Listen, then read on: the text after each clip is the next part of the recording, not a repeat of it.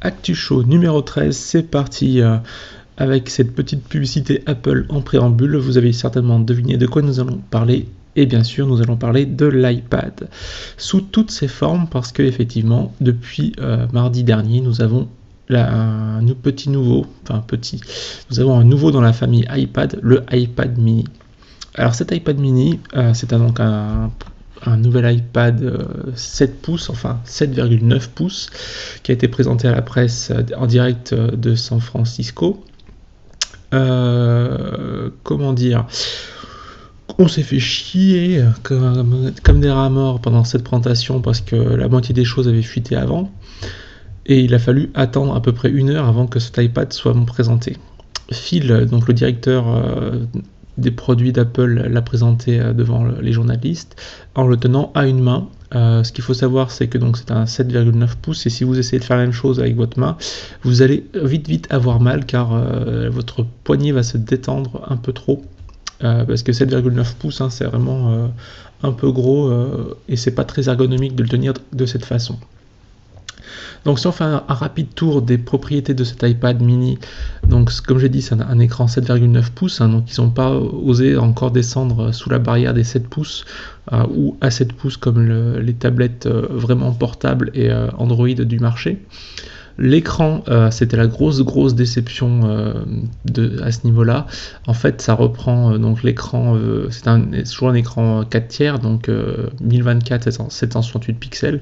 C'est en fait le même écran que l'iPad 2 et l'iPad 1 aussi, mais en format 8 pouces au lieu de 9,7 pouces. Donc ils ont juste rétréci l'écran en gardant la même définition. Donc oui, les pixels sont un peu moins visibles et tout ça, mais on est quand même très loin de la qualité d'un écran Retina et on est aussi assez loin de la qualité des écrans 7 pouces HD, donc 1280 720p des tablettes 7 pouces qui elles sont en 16/9. L'autre nouveauté de cet iPad mini, c'est qu'il utilise donc le nouveau connecteur, le Lightning Connector, qui a été mis en place par l'iPhone 5.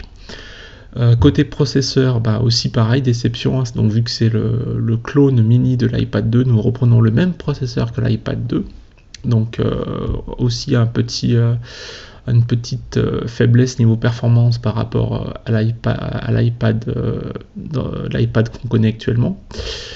Il tourne sur iOS 6 et par contre son bon point, c'est qu'il ne pèse que 308 grammes pour donc un 8 pouces, alors que si on prend le concurrent le plus direct, c'est la tablette Nexus qui elle pèse 340 grammes. Donc vous avez une sensation de légèreté un petit peu plus grande dans la main. Donc si on revient sur ces petites images pour vous le présenter, donc il est disponible en noir et en blanc avec le petit connecteur Lightning.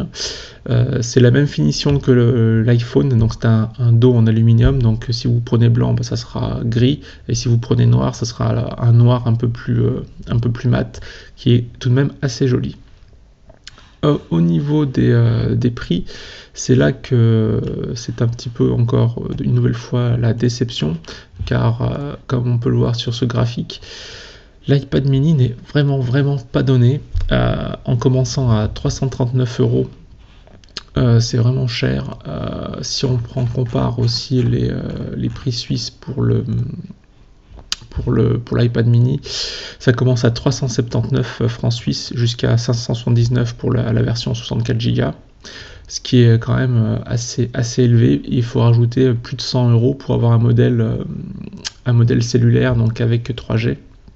Donc c'est vraiment, ils se sont pas du tout positionnés sur l'entrée de gamme, on va dire. Et si on compare aux tablettes 7 pouces actuelles sur le marché, ils sont vraiment encore les plus chers. Donc on peut se poser la question à qui va s'adresser cet iPad, mais j'y reviendrai un tout petit peu plus tard. Ils ont aussi présenté un nouvel iPad, donc le nouvel iPad justement qui aurait dû s'appeler l'iPad 3 s'appelle maintenant l'iPad 4 et a subi un petit lifting au bout de 6 mois seulement d'existence, qui est assez étonnant parce qu'on avait l'habitude que les iPhones et les iPads duraient 1 an. Donc là, hop, petit lifting. Qu'est-ce qui change? Pas grand chose, hein. Uniquement un petit rafraîchissement du processeur qui passe de A6 à A6X, donc un petit gain de performance en plus. Toujours le même écran Retina, toujours le même poids, et la seule chose qui a vraiment changé en fait, c'est le connecteur Lightning, hein, pour donc homogénéiser la gamme. On met ce connecteur maintenant à peu près partout. Donc voici la famille complète des iPads. Donc on va faire un petit rapide descriptif de tous les prix disponibles pour un peu essayer de cerner à qui s'adresse quel iPad. Donc on peut voir que donc ça commence à 339 € pour un iPad mini. Le premier prix pour un iPad 2 qui est uniquement disponible en 16 Go, c'est 409 €. Quant à l'iPad Retina, lui commence à 509 €. Donc on peut voir, il y a quand même déjà plus de 150 € entre un iPad mini de différence entre un iPad mini et un iPad Retina. Mais dès qu'on commence à faire des mix entre 3G et les configurations mémoire, on peut vite dépasser le prix d'un iPad 2 ou Retina. Donc comme on peut le voir, 64 Go sur un iPad mini, déjà paf, on dépasse un iPad Retina 16 Go. Idem si on prend juste un modèle 16 Go mais qu'on le veut avec le module 3G, eh ben c'est le prix, enfin c'est supérieur au prix d'un iPad 2. Et c'est relativement proche du prix d'un iPad Retina aussi. Donc en fait, il faut vraiment se poser des questions. Qu'est-ce qu'on a besoin au niveau de termes de taille mémoire et de mobilité 3G ou pas? Sachant que pour moi, je pense que vraiment avoir un iPad 3G, que ce soit un mini ou un iPad 10 pouces, c'est vraiment assez gadget, sachant que la plupart des opérateurs télécoms français vous font payer les communications en plus, c'est-à-dire que vous ne pouvez pas partager votre forfait qui existe déjà sur votre smartphone avec votre iPad. Donc utiliser votre smartphone en modem est certainement une meilleure idée pour votre budget. Au niveau de termes de place, 16 Go, je trouve que c'est relativement aussi peu. Pour commencer, tout dépend de votre utilisation, mais dès que vous commencez à avoir un peu de musique et un peu de film ou plusieurs gros jeux, ça peut vraiment être limite. Il y a eu un petit moment une rumeur d'un iPad mini à 8 Go, et effectivement là j'y croyais pas trop parce que 8 Go c'est relativement faible. Vous êtes souvent obligé de se resynchroniser avec votre ordinateur, de faire le tri, et on est un petit peu dans l'expectative par rapport à ça. Quel serait mon conseil? Mon conseil, ça serait d'attendre 6 mois que l'iPad mini plus ou S, je sais pas comment ils vont l'appeler, ou le nouvel iPad mini sorte avec un petit processeur un petit peu plus important, et peut-être même qu'ils vont à terme supprimer l'iPad 2 et en faire un iPad mini Retina, ce qui simplifierait un peu la gamme. Mais ça, c'est rien n'est moins sûr quand on voit la complexité des gammes Apple en ce moment. Et nous allons y revenir aussi avec la suite qui est donc l'iMac 2012. Donc l'iMac 2012, c'est une nouveauté aussi qu'ils ont présenté en même temps que la série des iPads. Ils ont aussi présenté un Mac mini qui a juste un petit bump de technique par rapport au processeur et à la carte mémoire, donc je ne vais pas y revenir. La forme ne change pas, l'intérieur ne change pas beaucoup. Mais par contre, l'iMac, lui, change un petit peu. Donc ils ont vraiment poussé le design à l'extrême. Donc maintenant, l'écran est vraiment très très fin sur tout le tour. Ils ont aussi simplifié la connectique. Donc vous avez le slot SD card qui est maintenant au même niveau que les slots USB Firewire, mais qui se trouve donc derrière l'écran. et qui n'est pour moi pas du tout une bonne idée en termes d'ergonomie, parce que je ne sais pas si vous avez déjà eu un iMac, mais enfourner un connecteur USB là-bas derrière, ça vous oblige à forcément tourner l'iMac, ce qui est vraiment pénible. L'avoir sur la tranche était quand même une bien meilleure idée. Donc on peut voir, comme sur la photo que je vous ai mis sur le slide, que l'écran est beaucoup plus fin, et ils ont perdu la forme monobloc d'avant pour avoir une espèce de forme bombée, car effectivement donc il a vraiment perdu en taille, mais ils ont aussi surtout perdu le lecteur CD-DVD. Donc comme sur les MacBook Retina et les MacBook Air, plus de lecteur CD, plus de lecteur DVD. Il faudra vous débourser quasiment 100 € ou 100 $ si vous voulez utiliser le lecteur portable Mac.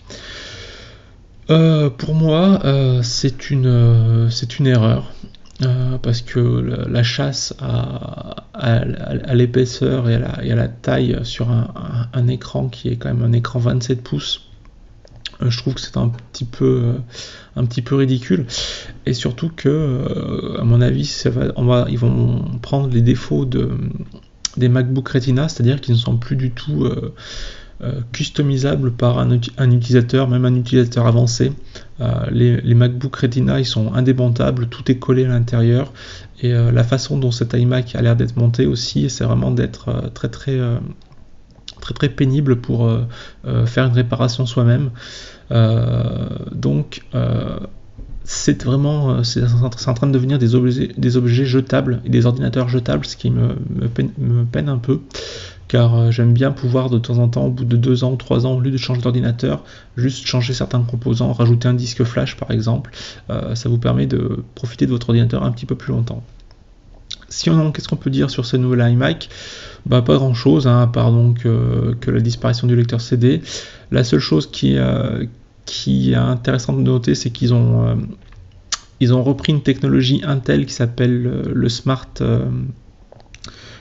je sais plus trop quoi, mais donc qui en fait permet de coupler un disque dur à plateau, donc un disque dur classique avec un disque SSD, et donc en fait vous ne voyez qu'un seul disque, et le contrôleur et l'OS se charge de déplacer soit sur le disque SSD, soit sur le disque plateau vos fichiers pour avoir un meilleur temps d'accès.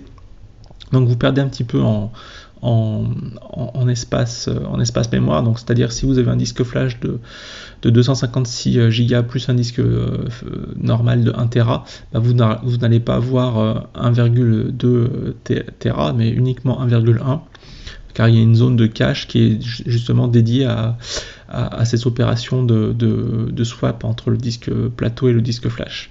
Donc chez Mac, ça s'appelle le Fusion Drive. Donc on peut saluer l'adoption de cette technologie. Ce qu'il faut quand même savoir, c'est que c'est tout de même moins performant qu'un gros disque flash. Et vu l'option de ce disque, et vu l'option toujours des disques flash